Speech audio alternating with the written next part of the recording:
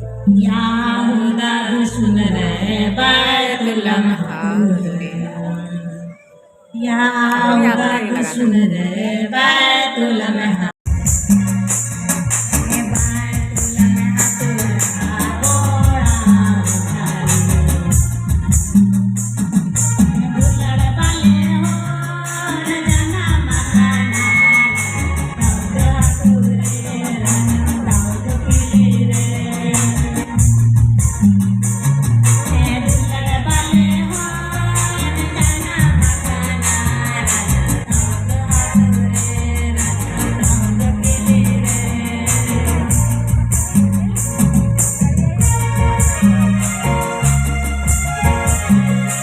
और ये Sunday school के जूनियर बच्चे हैं जो आपको एक स्किट दिखाने जा रहे हैं। जैसे कि हम लोग हर साल देखते आए हैं यीशु मसीह के जन्म के विषय में, और हम लोग इस साल कुछ अलग किए हैं।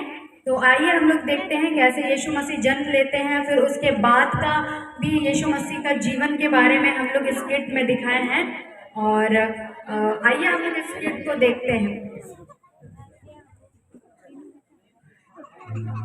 छठवें महीने में परमेश्वर की ओर से जिब्राइल स्वर्गदूत गलील के नासरत नगर में एक कुंवारी के पास भेजा गया, जिसकी मंगनी यूसुफ नामक दाऊद के घराने के एक पुरुष से हुई थी। उस कुंवारी का नाम मरियम था। स्वर्गदूत ने उसके पास भीतर आकर कहा,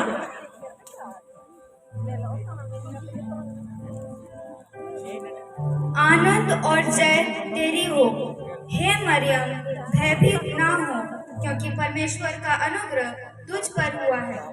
देख, तू गर्भवती होगी और तुझसे एक पुत्र उत्पन्न होगा। तू उसका नाम यीशु रखना। वो महान होगा और परम प्रधान का पुत्र कहलाएगा। देख, मैं प्रभु की दासी हूँ, मुझे तेरे वचन के अनुसार हो।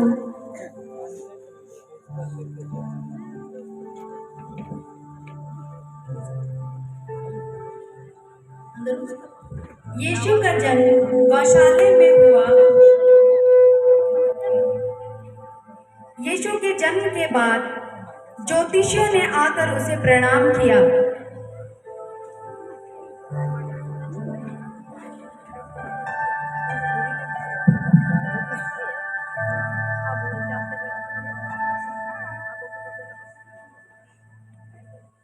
और सोना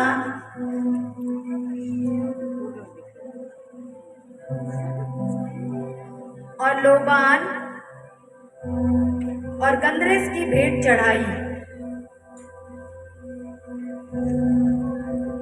और इस प्रकार हम देखते हैं कि दाऊद के नगर बैतलहम में प्रभु यीशु का जन्म हुआ और उसे कपड़े में लपेटकर चटनी में रखा, क्योंकि उनके लिए सराय में कोई जगह न थी। अब हम यीशु के जन्म के बाद के जीवन को देखेंगे। यीशु के माता पिता प्रति वर्ष फसह के पर्व में यरूशलेम जाया करते थे।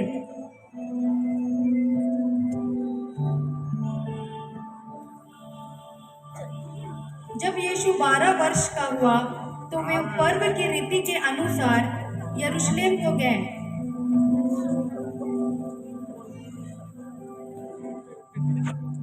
और बालक यीशु मंदिर में उपदेशकों के बीच में बैठे उनकी सुनते और उनसे प्रश्न करते हुए पाया गया। जितने उनकी सुन रहे थे वे सब उसकी समझ और उसके उत्तरों से चकित थे। और इस प्रकार यीशु बुद्धि और दिल डौल में और परमेश्वर और मनुष्य के अनुग्रह में बढ़ता गया।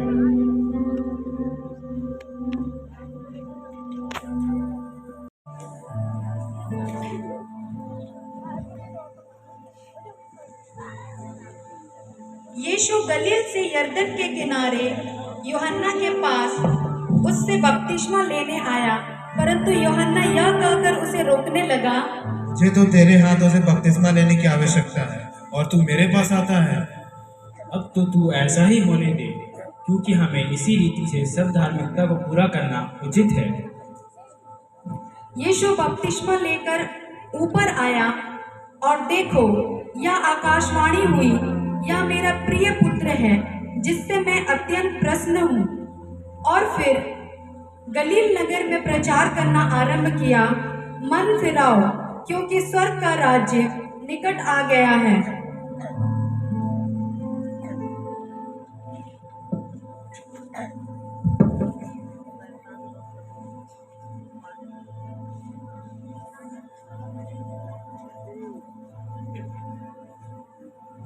उसके बाद हम देखते हैं कि यीशु मसीह बहुत से अद्भुत काम और जिसमें अशुद्ध आत्मा थी कब्रों से निकलकर उसे मिला। उसने अपना नाम सेना बताया क्योंकि वे यीशु ने उससे कहा, हे अशुद्ध आत्मा, इस मनुष्य में से निकल जाओ। और अशुद्ध आत्मा निकलकर सुअरों में बैठ गई। इस प्रकार वह व्यक्ति उन अशुद्ध आत्माओं से छुटकारे को प्राप्त किया।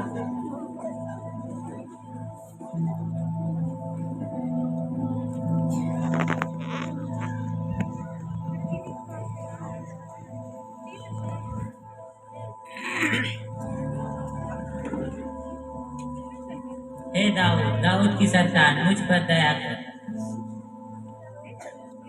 क्या तुझे विश्वास है कि मैं ऐसा कर सकता हूँ? जी प्रभु।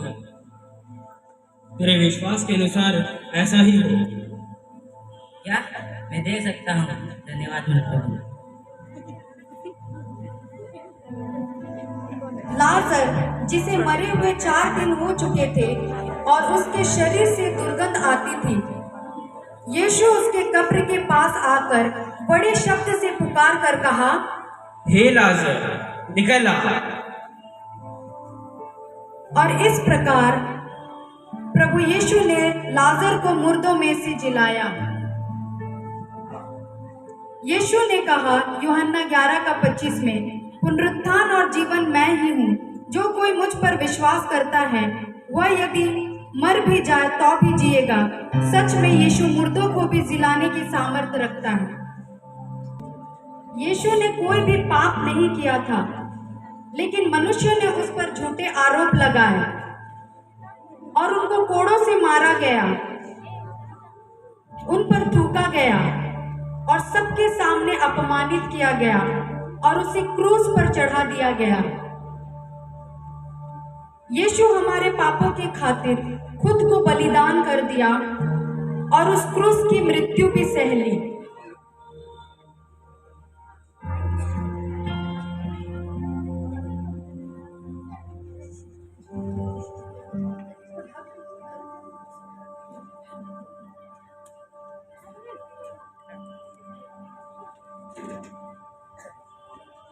लेकिन मृत्यु भी यीशु को अपने वश में नहीं रख पाया और यीशु मृत्यु को हराकर तीसरे दिन मृतकों में से जी उठे और मृत्यु पर जय पाई। यीशु आज भी जीवित है और उन्होंने पवित्र आत्मा को हमारे सहायक के रूप में इस पृथ्वी पर रखा है।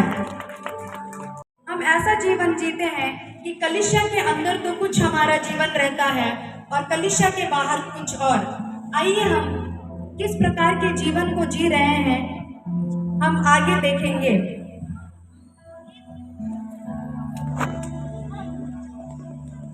अरे उर्मिला की मम्मी, अरे वो पास्टर ने क्या बोल रहा था आज क्षमा के बारे में? आप कुछ समझे क्या? मुझे तो कुछ समझ नहीं, बहुत नींद आ रही थी मुझे।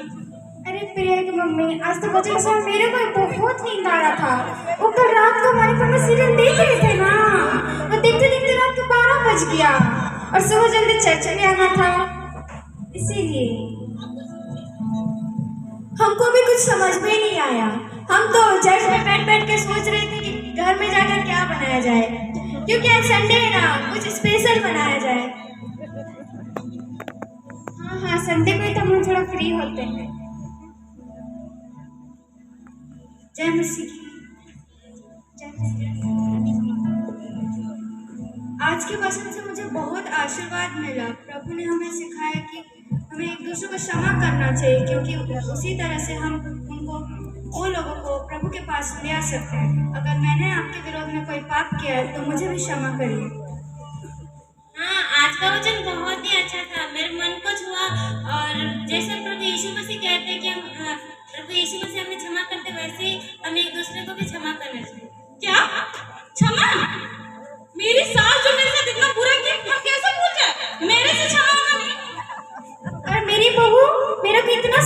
जाएंगे? क्या हम वो सब भूल जाएंगे? नहीं नहीं, ये सब मेरे से नहीं होगा, मेरे से भी नहीं होगा। मेरे पति हमको इतना रोज मारते हैं, हम उसको कभी क्षमा नहीं कर सकते, ये मेरे से नहीं होगा।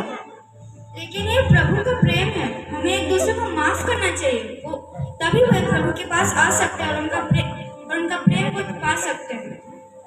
क्या जाओ, हम लोग से नहीं होगा, आप लोग से ही होगा। जाओ जाओ धर्मी लोग, हम लोग से नहीं होगा। चलो चलो हम देखेंगे, चलो।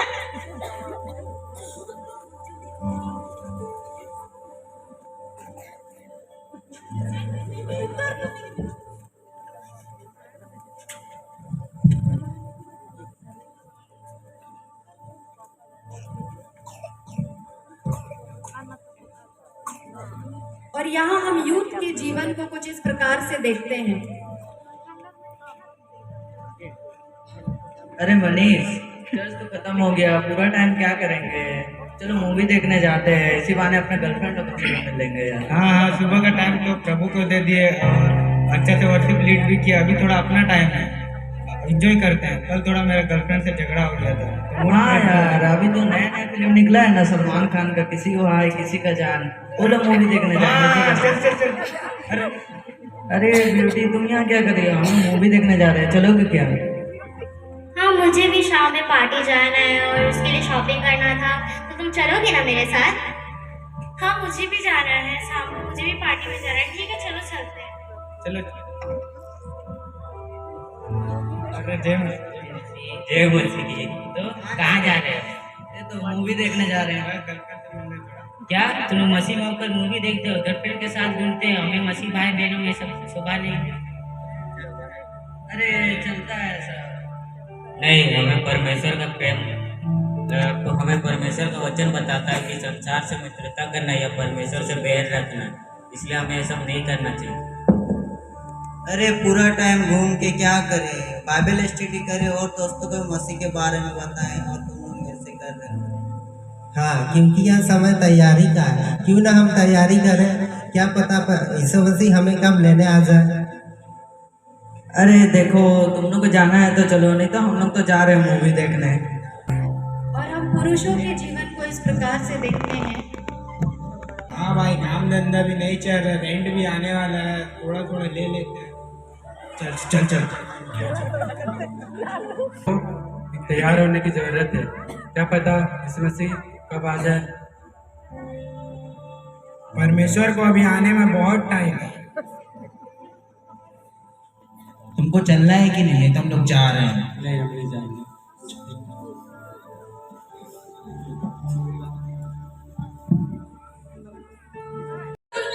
कभी संडे मिस नहीं करेंगे? आज आई नहीं, अरे कॉल करो ना उन लोगों को। अरे अभी तक हम लोग का वो भाई लोग अभी तक नहीं आया, हम तो अपना गिटार लाना भी भूल गए। जरा कॉल करो उन लोग को। रिंग कर रहा लेकिन रिपीट नहीं कर। अरे अमन, अभी तक हमारे वो दोस्त लोग नहीं आए, जरा फोन लगाओ तो। अरे रिंग हो रहा लेकिन हम उठा नहीं रहे यार। अरे आज ऐसे भी बहुत लोग नहीं दिख रहे हैं, पास्टर जी भी नहीं दिख रहे। क्या हो रहा है? क्या उन लोग का कहीं रैप्चर तो नहीं हो गया और हम लोग कहीं छूट तो नहीं गए? हम लोग कहीं तो छूट तो नहीं गए? ऐसा नहीं हो सकता।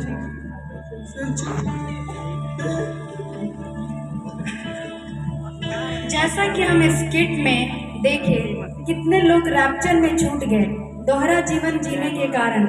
आज हम ऐसा ना करें। यीशु मसीह जल्द आने वाला है अपने लोगों को लेने के लिए। क्या हम तैयार हैं यीशु मसीह के साथ जाने के लिए? दूसरा पत्रस 3:9 हमें बताती है, प्रभु अपनी प्रतिज्ञा के विषय में देर नहीं करता, जैसी देर कितने लोग समझते हैं, पर तुम्हारे विषय में धीरज धरता है और नहीं चाहता कि कोई नाश हो, वरन यह कि सबको मन फिराव का अवसर मिले। इसलिए हम तैयार हो जाएं और हर दिन बड़े भय के साथ तैयारी का जीवन बिताएं। तो आज यही इन जूनियर बच्चों की तरफ से संदेश है कि क्या आज हम तैयार हैं यीशु मसीह के आने के लिए। आज हमें ज़रूरी है कि हम तैयारी का जीवन जिए, हम दोहरा जीवन ना जिए कि कलीसिया में तो कुछ और हमारा जीवन है और कलीसिया के बाहर हम कुछ और बातों में लगे हुए हैं। इसलिए आज हम तैयार हो जाएं।